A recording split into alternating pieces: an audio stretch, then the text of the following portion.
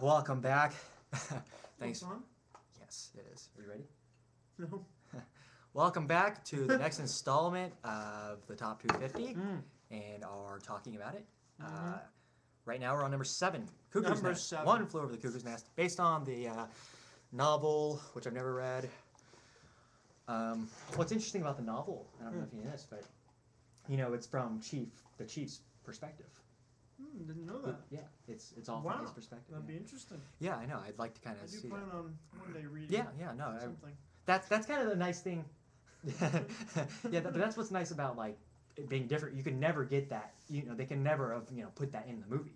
No. So that's kind of what would be cool about being able to read that book. Like for most adaptations, you don't need to read the book probably. Yeah. Anyway, but Cuckoo is a great movie. As we were saying, Jack Nicholson, great actor. Yeah. We love the Jack. And, Love Jack. And did we talk about the top five Oscars?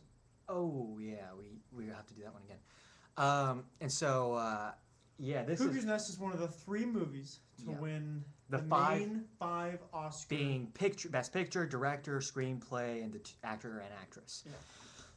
Which so it's one of the it's a 3 solid film. And, Very solid. And what I really like about it is not only is it really interesting and entertaining, but I like all the mental patients and all those actors act really, they're great. really good. They're all good. And it's almost like they all should deserve a supporting nomination. But you can't give it all.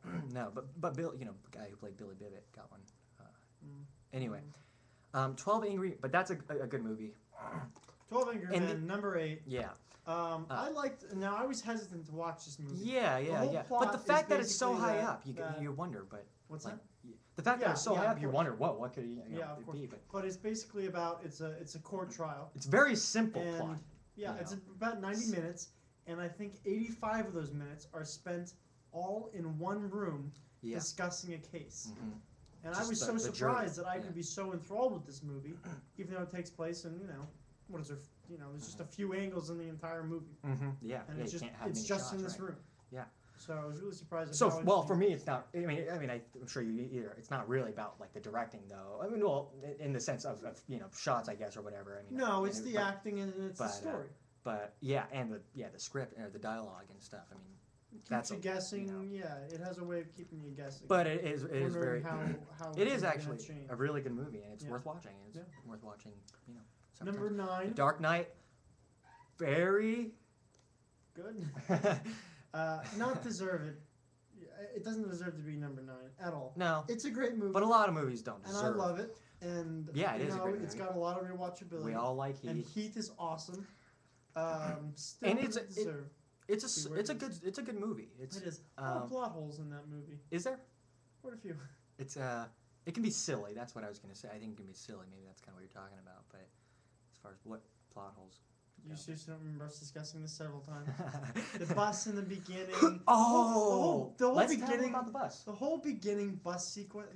I agree with this. The whole beginning bank sequence is a little ridiculous, all right? Now, Heath is supposed to be this amazing planner. And he's a good planner, obviously. But when can't plan this meticulously. You can't plan this, all right?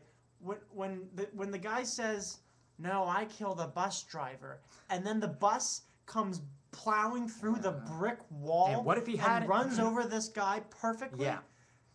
You can't plan it's like Joker was acting like he knew it was going to happen. You just 100%. Like he had no doubt it was going to happen. You can't do that. All right, it doesn't work that way. He was banking off that happening a little too much. And then not only that, but as soon as they pull out they pull out, you've got shitload of like buses. 40 buses in front of him. Why are there 40 buses in the street?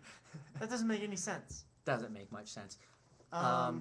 However, I love the whole opening scene. Of course, he could have hired all these buses, but the fact that it's too ridiculous. It would have clogged traffic. You wouldn't have been able to leave. He would have been stuck there at the bank. Star Wars Episode 5. Number 10. The Empire Strikes Back. The best Star Wars.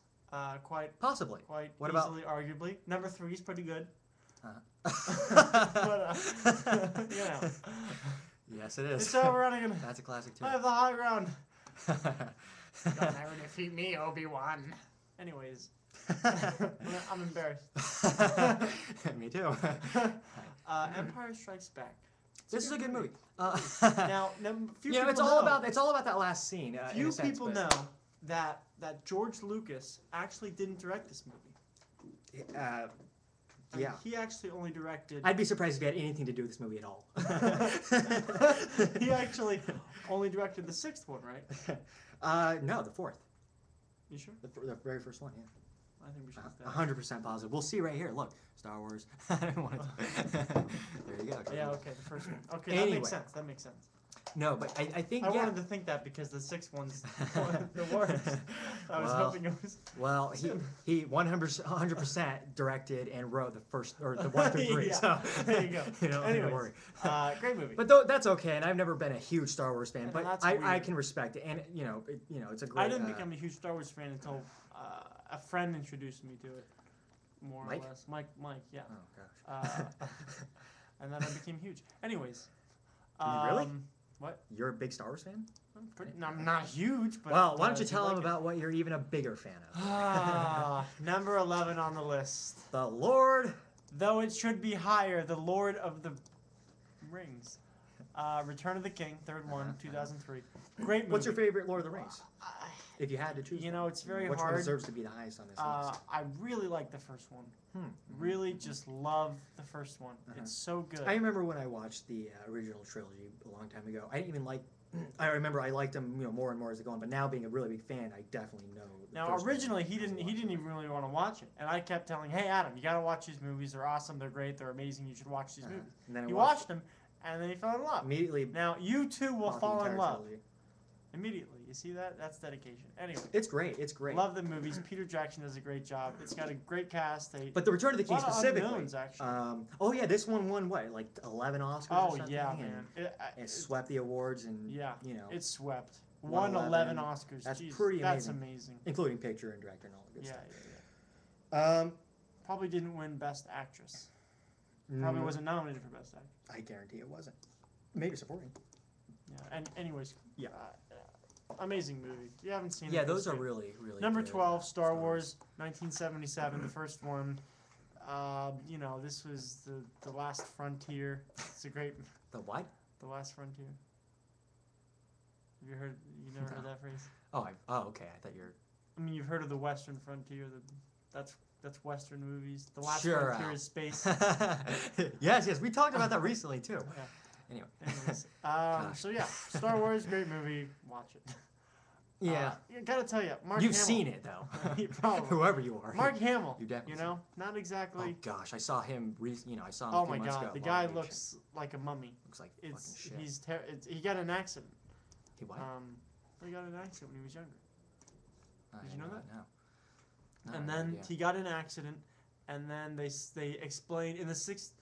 Which movie was it where they're on a... Which movie?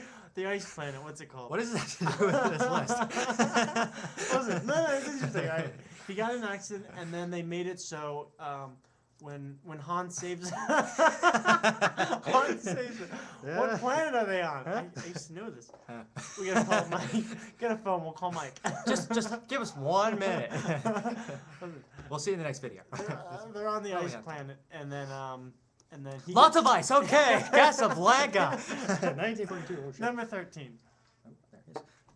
Go ahead. Well, pause. Whatever. Casablanca. That was an okay movie. You gonna stop it, or am I gonna continue? I guess I'll finish. Listen. All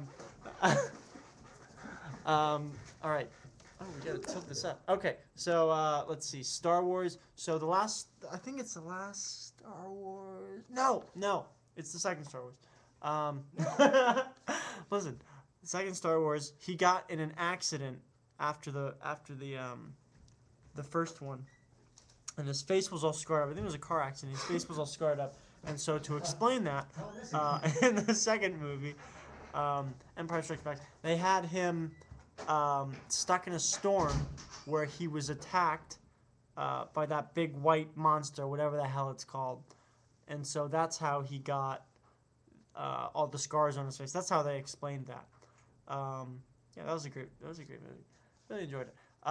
Next on the list, we'll pause.